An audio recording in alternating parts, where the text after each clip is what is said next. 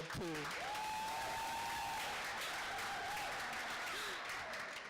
And to my left is Samira Aruna Sanusi. Thank you. So Anna is going to give us a short excerpt from her book, and then we'll go to Samira. Thank you very much.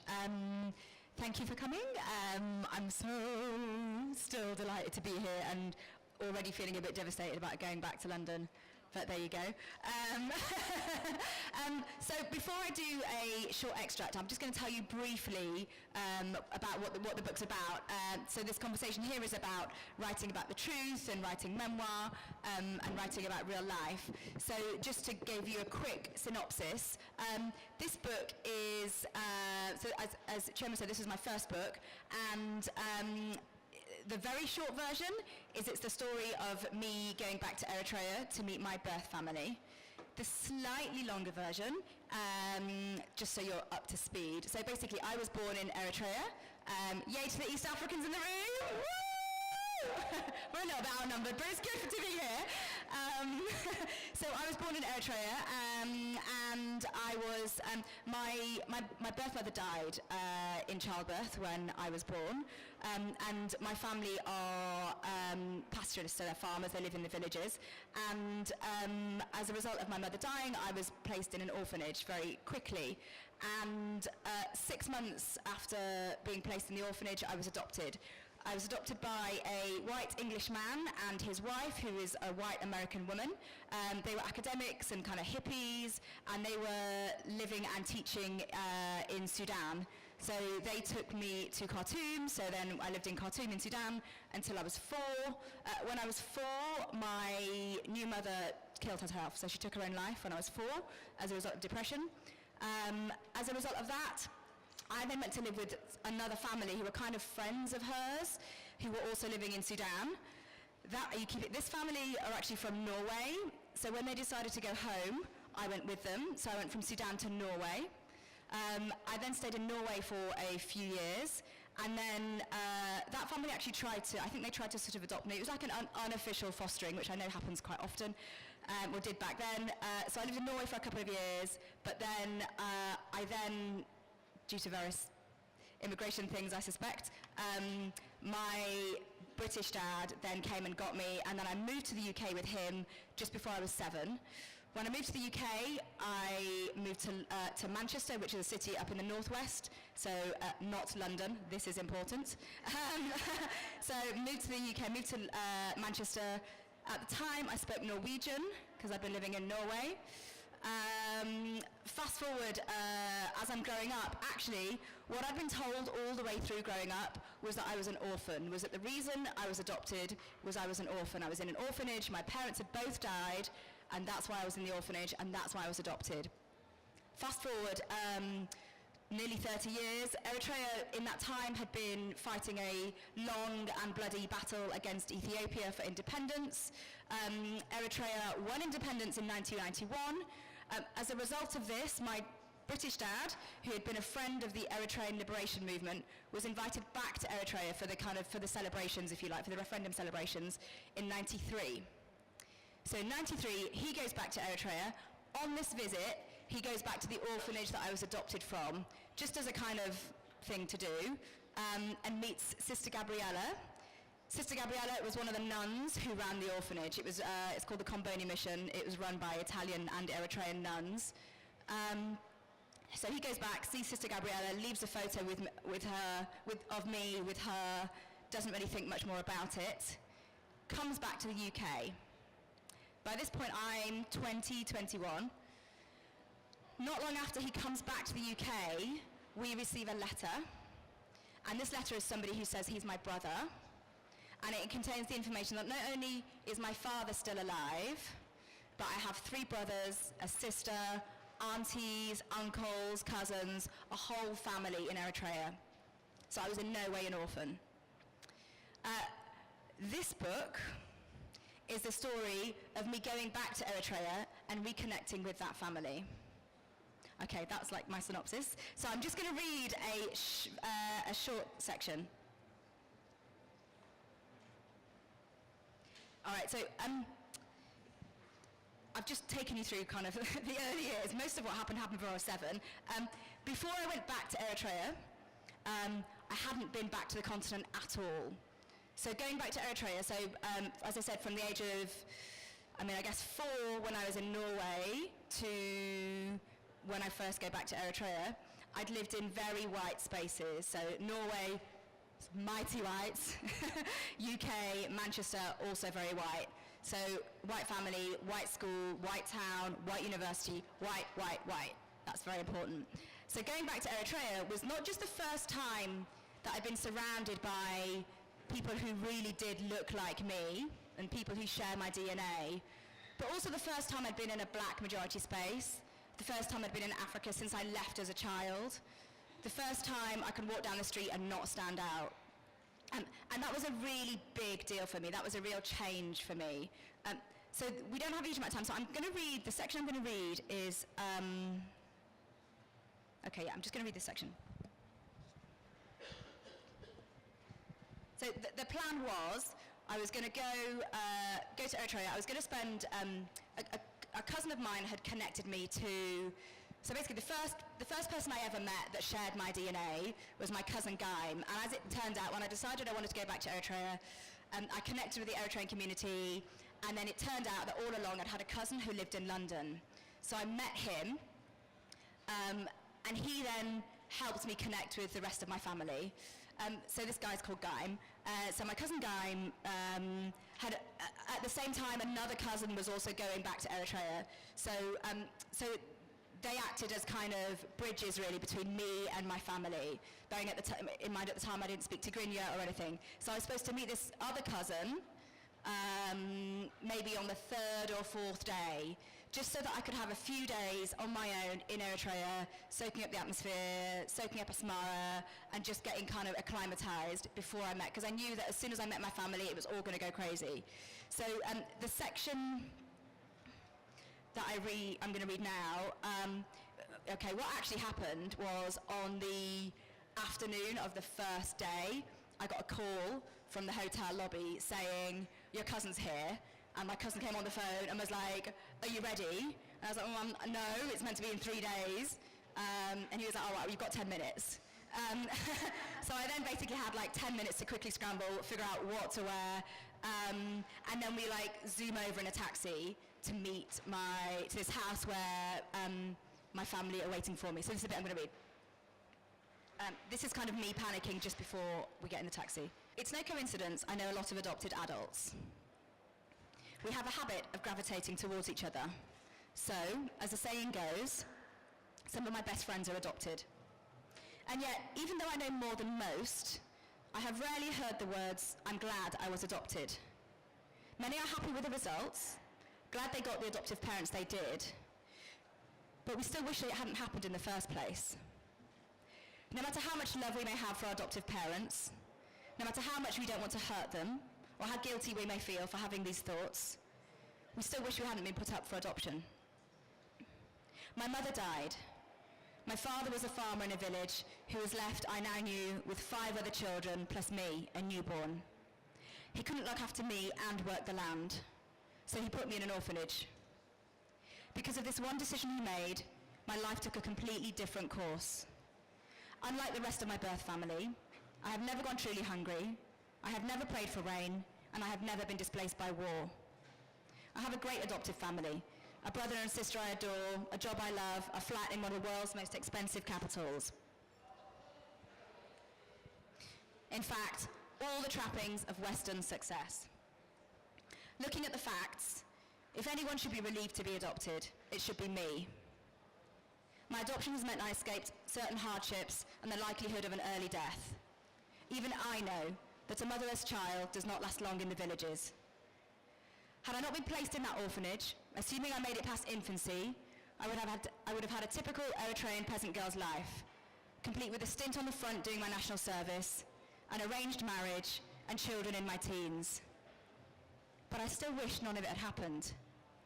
I still wish I hadn't been put up for adoption. And most importantly, I still want to know why. Why me? And now, here I am, on one side of a door, with the only people who can answer that question on the other. If I listen, I can probably hear them speaking. I wonder what they're saying. I wonder what they're thinking. Do they sense I'm on the other side of the door?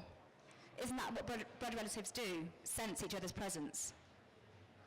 Under my breath, I whispered a few words of Tigrinya my cousin Gang taught me, so I would at least be able to greet my father in his own language.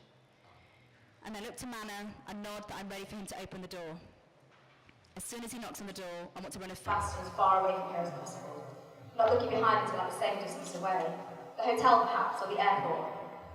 In that one knock, that one moment, I've lost what little power I have left in this process.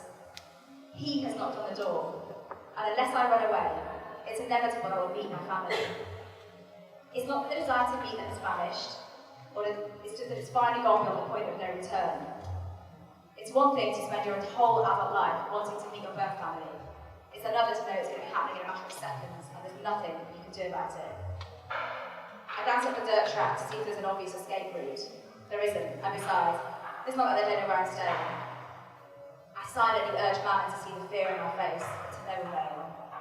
I can hear someone behind the door, shunting the lock to one side. A short man with blue black skin, a round face, and a very white moustache opens the door. Is he my father? I wonder. Should I hug him? He looks nothing like me, but then what am I expecting? A body double? Maybe I get my looks from my mother and my brains from him.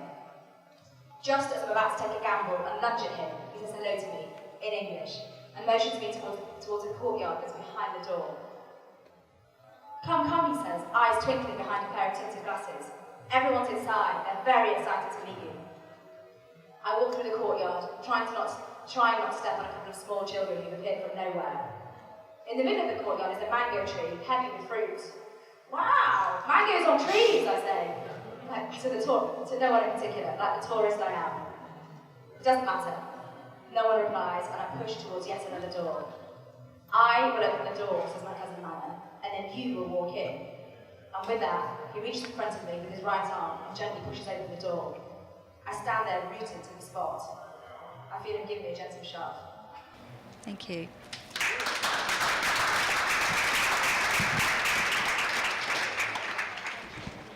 So I'm going to read from my book. I wrote this for you.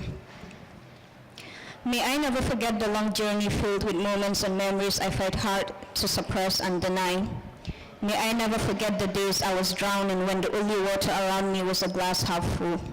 May I never forget the nights I was torn between sleeping to escape and staying awake to stay alive, afraid of running off to a land of no return. May I never forget the pressure on my cheeks from sucking them in for so long, snatched in a frown. May I never forget the want, crave, and need for noise and distractions that silence the quiet sounds of my heart breaking and my mind raging.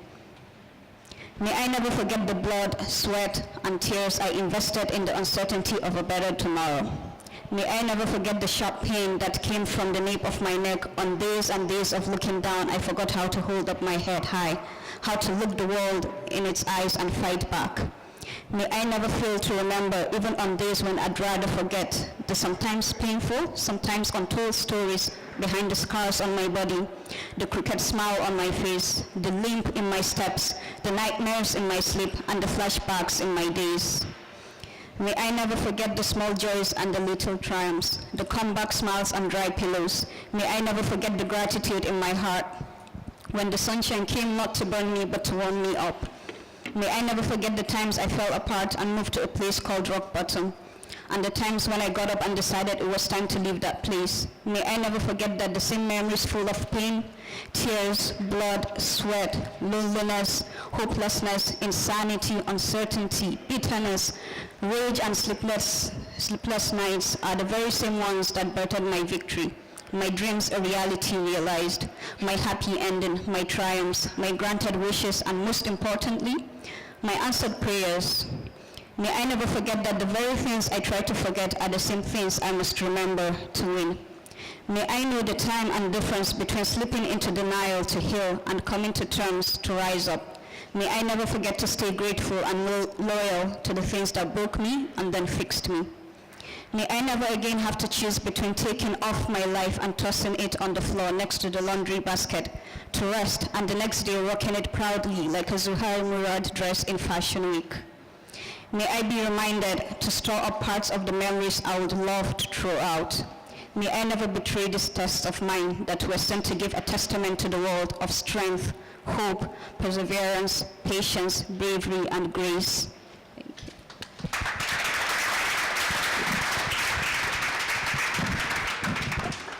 Thank you, ladies. So I'll just go straight into the questions. And my first question, I don't know who wants to go first.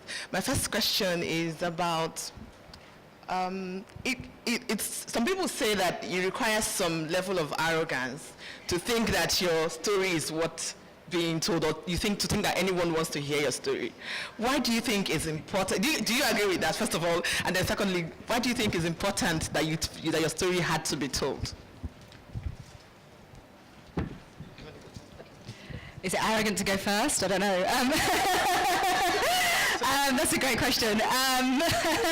So I think there's probably, sorry, I got so hung up on the arrogance. What was the actual question? So I said, do you agree? Do I agree? And then why do you think it's important to actually tell your story? Okay, great. So I think all writers actually have to have a certain level of belief. Maybe it is arrogance, but that's not necessarily a bad thing. Self-belief that somebody somewhere will identify with their story. People particularly home in on when you're writing from life, but actually fiction is the same. You have to have a belief, or that there's a reason that your story doesn't already exist. So for me, one of the main motivations of writing the book, I mean, I'm a writer and that's how I process the world, but I wrote the book that I wished existed at the time. Very little, still very little, in terms of, I guess if you call it, if adoption literature is a genre, you hear the people you hear the least from are adoptees.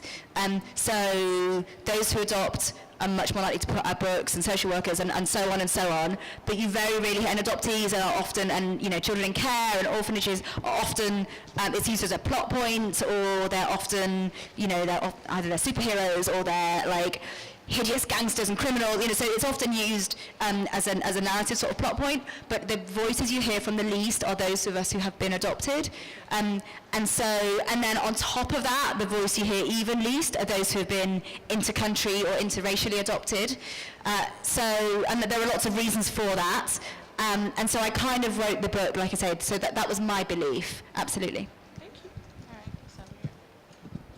right, I think it's not arrogant at all to write your story or share it with the world or anyone at all. What we need to realize is that everyone has a story to tell. Everyone has something to teach someone. You're young and you can teach someone, you can teach a 50-year-old something important about life, and the same way an old person can teach a child something important about life as well. So we all have a story to share, and personally for me, it's my story. I own it. I'm proud of it, even though it's a painful story. I am proud to tell it wherever I go, and the most important thing for me is I didn't even write the story. It was written by God. I am just telling it, and it is a story that I believe needs to be told. So the question of arrogance doesn't even come in at all, because whether or not you want to take the story, you have to listen to it, because I have something to say. Thank you. Okay, following up from that, you want to stick to the truth of your story, but then when you're telling the story, you inadvertently tell other people's stories. So you tell the story of your dad, your father, your mom, and everybody. How do you, in trying to not portray them in a bad light, so to say, stick to the truth and still tell your story? Mm-hmm. I think it comes with being honest to yourself and being honest about your story, and knowing the roles everyone played in that story, whether they hurt you or whether they made it better during your journey. For me, for the longest time throughout my journey, My family supported me 110% because I wouldn't have survived sickle cell anemia, 7 years of hospitalization, 28 surgeries, chemotherapy, and a bone marrow transplant without the support of my family. But at the same time, I've had problems with not being 100% understood. And I just wanted someone to understand my pain because I felt alone. They were there, but at the same time I still felt alone, and I felt like they had failed me in not fully understanding the magnitude of what it was I was going through. And after a couple of years, I realized that for anyone to really understand, they have to walk the journey I walked. And that is not something I want for them. So I had to make peace with the fact that they might not 100% understand, but they support me, they were there for me, they helped me, and maybe that is enough. Okay, I think maybe I should clarify my question a little bit. I think my it's about how do you stay respectful of, like you, when you write your biography, autobiography, you already invite everyone else out there into your space. But as you're writing your story, you're also inviting other people into their own, like, so your family members, for instance, you're inviting your readers into their personal spaces, which they might not have approved of, or which they might not really have wanted to happen. So how do you remain respectful of their own personal spaces whilst telling your story? That's my question. Okay. It's hard because any memoir is only ever going to be one person's perspective and point of view. So when you're writing something that revolves around a family, for example, even if you're twins, you still experience growing up in that family in a slightly different way to your twin. So that's one thing. So my story, my version of my story is only going to be my version. So that's one thing. So I might think it's the most truthful version, but my dad will query it, and and also there are times when you might think you're right portraying someone nicely and well, and they might be really vexed and angry. And so that's one thing. So in terms of how people are portrayed, you can't think too much about how you're portraying people, or you'll never write a word. And also you can't predict people's responses to how you portray them. Like I said, you think you're writing you're making someone look great, maybe, and they might be really annoyed and upset. And then on a practical level, if you're thinking of writing memoir, there are things you can do. So you can decide to show it to some people. You could offer people, you could change people's names and sort of an element of anonymity. There are a few people in my book who I've changed their names, I've made it so they can't be identified. Those are people who helped me when I was in Eritrea, who helped me get files from my orphanage, helped me get things that perhaps could get them into trouble. So obviously I'm going to change their names. Or people who maybe are saying things that might get them into trouble with the regime, I'm going to change their names. My right as a writer never overtakes somebody else's right for safety and privacy, actually, I think, in this context. And so I did those things. I sent the book to kind of two key people in terms of a general feeling. So I sent the book to my cousin Gaim, and he was kind of as a reader for my Eritrean family, if you like, beyond the people I changed, but he read it from the perspective of my Eritrean family, and I also sent it to my dad, my English dad, and I said to both of them, have a read. If there's something you have a problem with or you don't like, let me know and we'll have a conversation. That's not the same as saying I'll change it or I'll take it out. It's saying let me know and we'll have a conversation. My cousin Guy, there's a joke I make somewhere like deep in the book about basically when I went to the villages, the first time I went, I was 29, and numerous aunties were horrified that I'm not married, I don't have children, and they were all telling me how it was too late, there was no point in me looking, and how even the 80-year-old guy in the village wouldn't be happy for like wife number 7. And they were like, and I make some joke later on about like, well, I'm not even a virgin, blah blah blah, and it was like a tiny this whole like 80,000 words, it was tiny, and Guy was like, do people need to know you're not a virgin? And I was like, really? That's it? So that was his notes. I was like, I think most people put anyway, let's stop.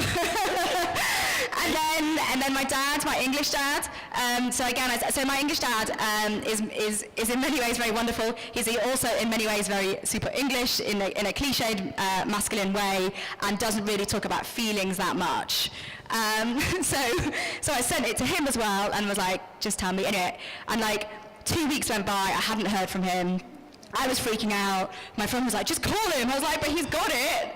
He's, he must hate it. It must be awful for him. She was like, just call him. So I rang him, and I was like, did you get it? He's like, yeah, I got it 2 weeks ago.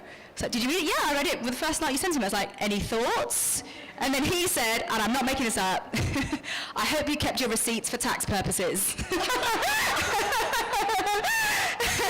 So again, I was like, anything else? And he was like, no. I was like, okay. So you can, now at least I know that I sent it to them.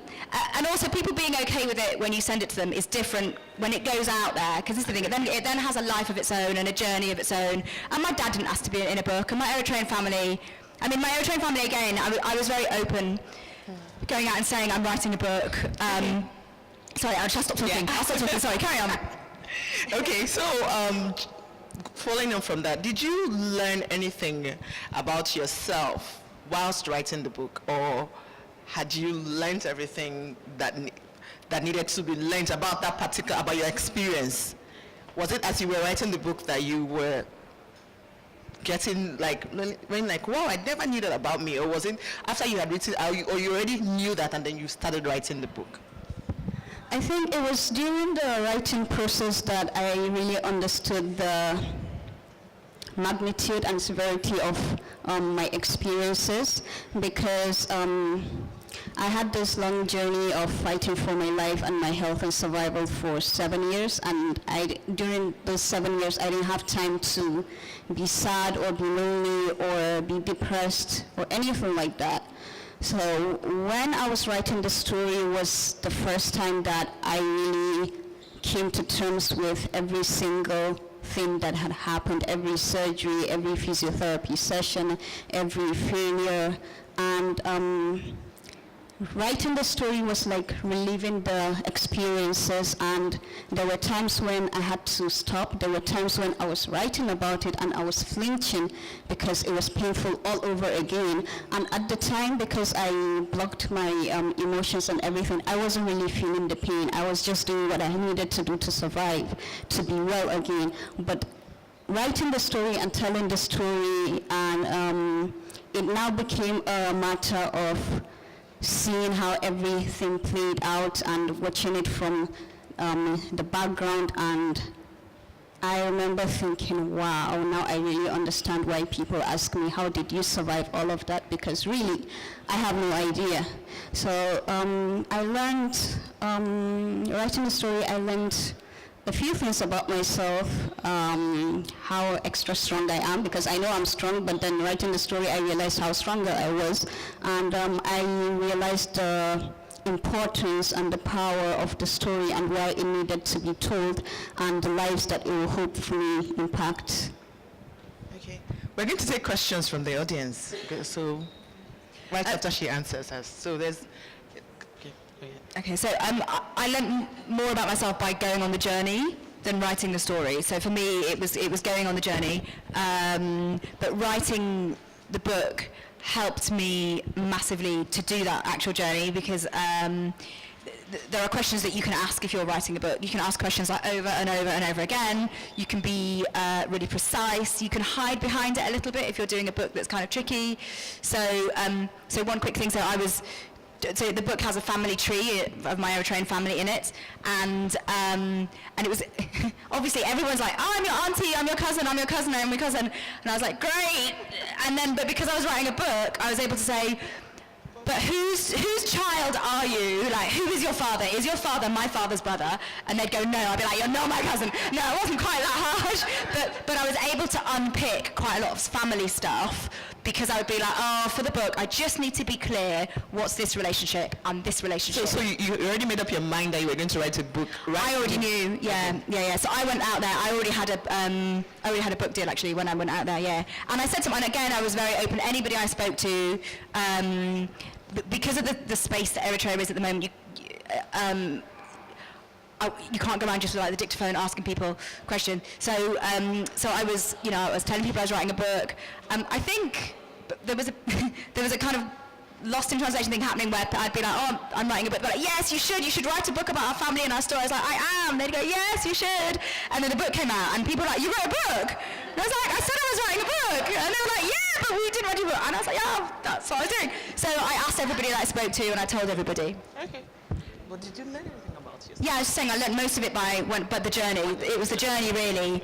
The act of writing the book for me, it absolutely wasn't therapy. I'm a big believer in therapy, and I have been in therapy for years. But I don't think the book is something else. No, it was therapeutic, but it wasn't therapy. Yeah.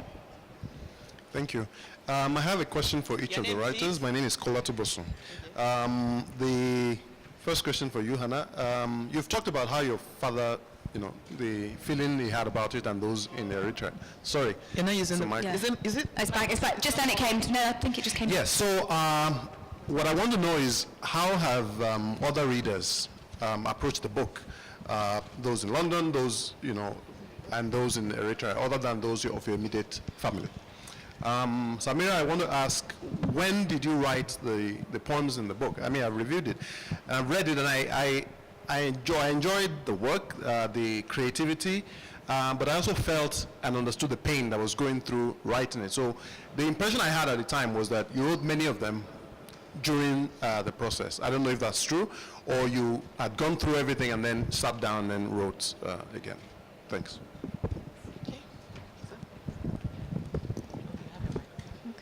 So some of the poems and the narrations in the book are recent. I wrote them in under a year, but there are a few older ones that I've had in my head for a very long time, but some of them might seem old because these are feelings that I've had for a very long time and I never addressed them.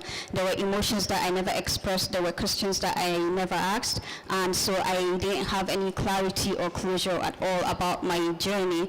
And it was actually when I hit rock bottom last year, and I started writing the book, and then I opened doors that I had shut down for so long, and then all these questions of the past started coming out, the emotions that I felt in the past that I refused to feel because I was told that I needed to be strong, that I needed to be brave, that this too shall pass, or that everyone is also struggling with their own struggles, so it's not just me, and I just have to, just deal with it. So when I started writing the book recently was the first time that I really gave myself permission to really feel everything that I had felt before, to really understand the magnitude of the pain that I had seen, and then to explain this thing that I am still struggling to explain to people, and just tell them this is what happened to me. Do you get it? Do you understand at all?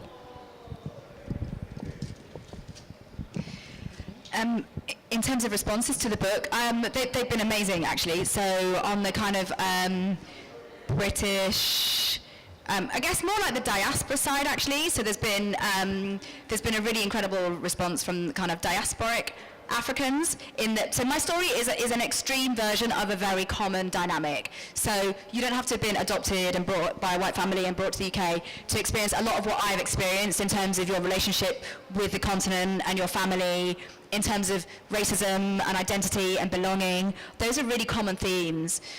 So I think a lot of people identified with those themes, which has been great. And then in terms of the Eritrean community, they've welcomed me with open arms, which has been just a beautiful thing. Again, that's both within Eritrea, but also within the diaspora. So I've been really lucky. Any other question? Hello, my name is Tokwe. My question is a little about what what you said earlier about how you write. How confident were you to write about people around you? I have things within me to write from experience and everything, and you're conscious of how those who are very close to you, especially maybe people who have maybe negative roles or all of that, who are still in your life and are likely to be there for a long while, you know, how they would react, how they would feel, because you're putting out the dirty laundry, basically. How do you handle that? Because that's, you know, one of the things that holds me back, and then I know I have a story to tell and I can't tell it. Thank you. I mean, I would say write it first and worry about those people later. So you have to get those stories out. If you try to write other stories that don't upset people, you won't be able to get it. It won't feel right. So write the stuff that you want to write, the stuff that you're scared of writing. Write that first, and then later you can think about whether it needs to be edited, whether you need to change things. But I think if you just worry about those people first, you won't write a word. So first of all, just get it out of you, and then decide what to do with it. Because there are lots of, you can fictionalize things, there's lots of stuff you can do, but get it out of you first as a writer. Okay. In the middle here. Oh, this lady here. My name is Vera Lane. I'd just like to ask, we're talking about biographies. We're talking about biographies and we're talking about non-fiction. And so I'd like to ask, how do you manage exaggerations and additions to real stories? Because most times, I try to write stories about my family, stuff that happened at home, and it feels dry until you exaggerate it. okay, so he didn't really jump, but you want to make it feel like he jumped. And when he jumped, he didn't really fall. But you know, if you add he fell, it would be more interesting. So how do you manage?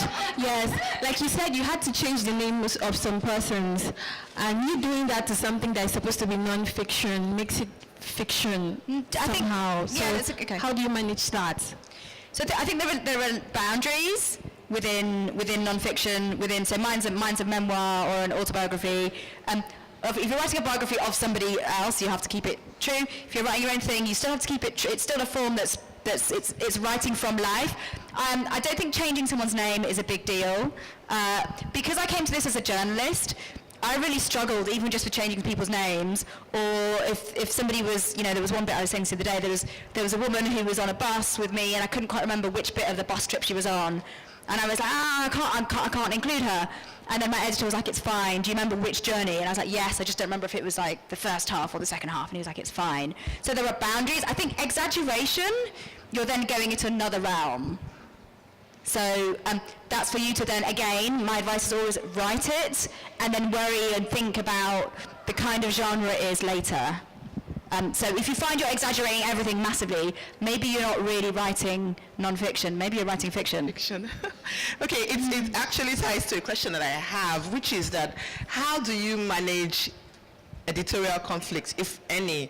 Like when you think that there's something that you should put in there, and then your editor is like, no. But you're like, how do you stick to telling the truth while managing editorial conflict? I think having a conversation with your editors is important. They need to understand the story you're trying to tell and why you're trying to tell that story, what's the message behind it, and the importance of it all. And if your editor is able to understand that, then maybe you can get on the same page. That's what I believe, and that's what I did for mine, because I basically said, here is the message I'm trying to send, and here is what I have written, so work with that, but at the end of the day, I need the message to be delivered. Yeah, I mean, I would agree with that. And I think there'll be things that they think, things that you think are like really, really important, and they will say it's dry, it's boring. So your option isn't necessarily then to exaggerate it, it might just be to leave it out. And then actually one of the biggest conflicts I had wasn't to do with the words, it was to do with the cover. Yeah, so I had, and apparently it's quite common actually for authors to hate the first version of the cover. So not this, in the end it was all fine, but we had these conversations back and forth about the cover. I was really clear I didn't want pictures of my Eritrean family on the cover. I was also really clear I didn't want a baobab tree on the cover, or a sunset. And you would not like, that was a really hard battle. And I have to say, one version, in the end, like the Americans were like, it has to! And then I was like, the thing on my family, I was like, no, because that felt deeply exploitative. And I'm fine exploiting my own image, but I'm not going to exploit the image of my family. And then in terms of the baobab trees and the sunsets, I think it's the American cover. in the end, we settled on there is a tree on the cover, but it's not a baobab tree because there aren't any baobab trees in Eritrea, so it made no sense. But there is a tree, so I'm sorry. But it's an Eritrean native tree. Okay. So, hi. My name is Amaye, and you've kind of answered the question I was going to ask, but I just, an addition to the question would be, how did you both stay immersed in the story? So yours was a little bit more painful. Well, I don't know. I can't make that judgment call, but you mentioned having to open up doors that you had sort of closed in writing your story. So how did you manage that in terms of deciding to continue writing the story? And did it feel like it was still fresh? Because, I think about writing a story, and once I've processed it in real life, I'm almost like I don't want to deal with it anymore. It's done. And in your case, you said the journey or the experience was more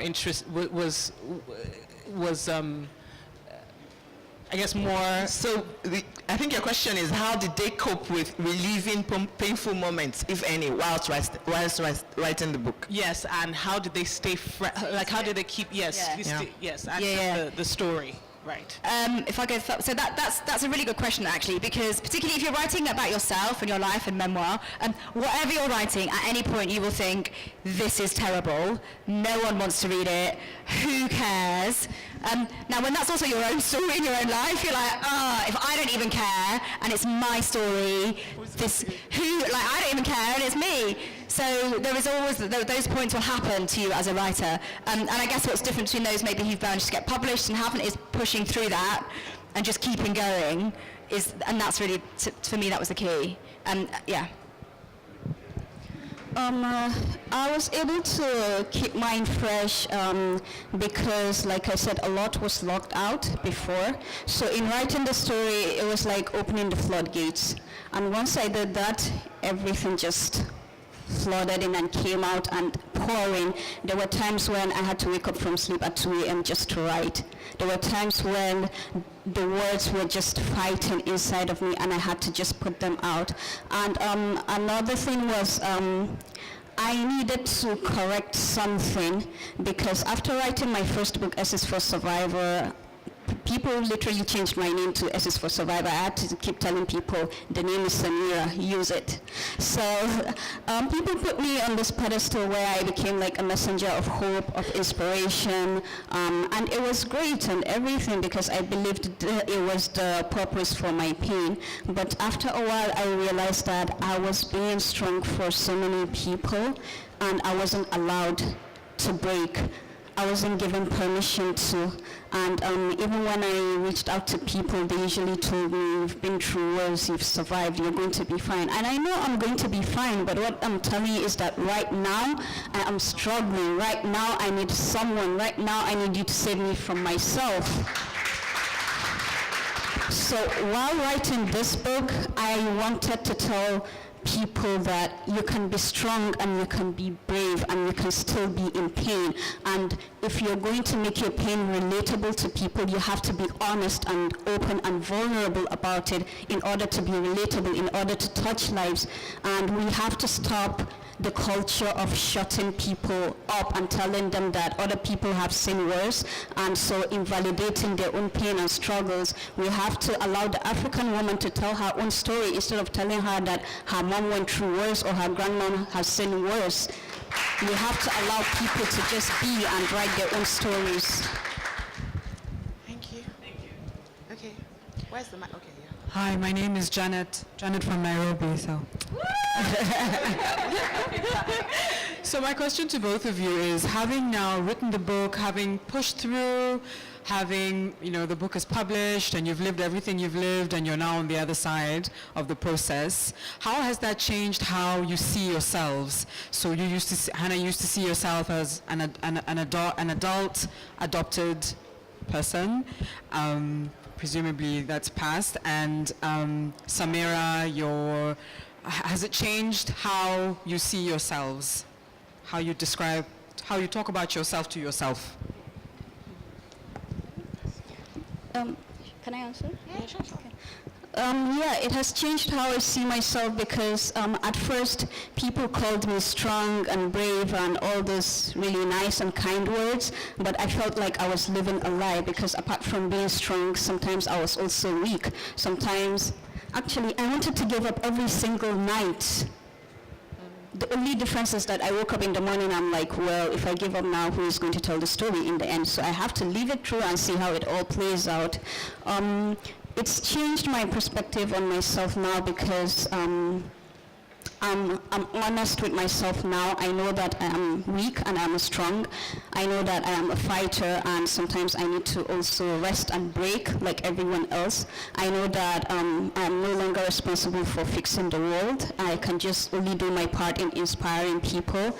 And for me, that has really healed me because I feel like I'm carrying a lighter load. It's no longer heavy on my chest because I can now admit that it was brutal. I don't have to keep pretending that I was strong the whole time, and I don't have to keep telling people that it was inspiring or it was a beautiful story or it's a story of strength without also sharing the details of how messy and painful it was. So owning both sides of the narrative has helped me in realizing that I can be everything. I can't just be strong and brave. I can be weak and so many other things as well. And right now I'm beautifully flawed and I'm perfectly okay with that.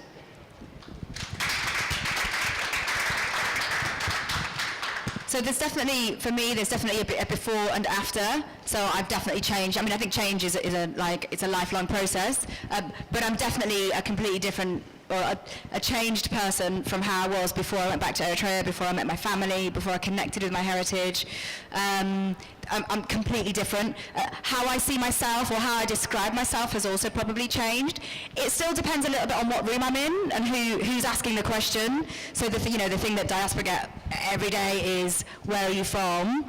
And it's only ever really a white person asking a black person, where are you from? And that question used to send me into like panic. It doesn't send me into panic. It makes me angry now sometimes if it's a white person asking me because it's about power. But it doesn't send me into panic because I have those answers and they're real and they're true. If it's a black person asking, it's a completely different thing. So my identity as Eritrean, some days I'm Eritrean British, some days I'm British Eritrean, some days I'm East African, some days I'm from a particular part of Eritrea, depending on who you are. So those nuances, and I feel much more ownership and closer to those senses of identity and belonging. Thank you. Okay, so we're going to take our last two questions because we are over time already. So this gentleman in front, and then good afternoon. The gentleman behind. Ahmed Abacha. My question goes to Hannah first, but I think it's also... So can we just keep our questions very brief because we don't have any time? So just one question. Okay. My question I think the question has been polished by the last person. My question to Samira is, so how do you address use your story to address these people in the villages and these people, the illiterate and the poor people, because most are less privileged, unlike you. Okay, we'll take all the questions and then, because we don't have any more time. Thank you very much, Samira and Hannah. My question is about you as writers. I mean, you both write these are not your only books. And I'm wondering what the process of writing these particular books that we're talking about today taught you about yourselves as writers. As writers. Okay, last question. I can shout my question. Okay. My question is very simple. I wanted to ask about how do you define truth and memory? And in that definition, how do you make a decision in terms of craftsmanship as you design that? Okay, thank you. So you want to go first? The question about what's your book doing about the less privileged who also have sickle cell? So about the role my book plays in the issue of sickle cell disease in Nigeria. The first book, S is for Survivor, is all about my journey with sickle cell disease. So in writing the book, I was able to really enlighten people, Nigerians, on how brutal the disease can be. Because living with the disease, I didn't even know my genotype. I just knew I was a sickler. I was called a sickler. There were no support groups, there were no enlightenment programs, no one explained what the disease was. I just knew I was constantly in the hospital. So in writing the book, I was able to explain to people that sickle cell anemia is brutal. Sickle cell anemia can be preventable. Sickle cell anemia has many complications, and I have seen many of those complications because the first time I left Nigeria, more than half of my organs weren't functioning. I spent 6 years in a wheelchair and I had to learn how to walk all over again. And I've had, like I said, at least 28 surgeries. So when people see all of this, they now realize that sickle cell anemia is not a joke at all. It's not just the random crisis that patients get and they get hospitalized, they get painkillers, and they're now fine again. And then the book serves as an advocacy book because it shows the importance of genetic testing and compatibility before marriage. And then it also tells people that there is a cure. Because when I never knew, we never knew there was a cure at all till I went to Austria. And we were shocked because my whole life I was told that there is no cure for the disease. Until today people ask me, is there a cure? And I tell them, read my book and you will find out, because I've been cured for 13 years now and my genotype is now AA. And then with the book, I also launched a foundation the same day I released the book. So the foundation continues to do the work of the book. Where the book isn't present, the foundation is there. And we carry out a lot of community outreaches where we reach out to local areas and enlighten them, provide free genotype testing, give medication, provide counseling, and provide medication, fund surgeries, and stuff like that. Thank you. Thank you. Okay.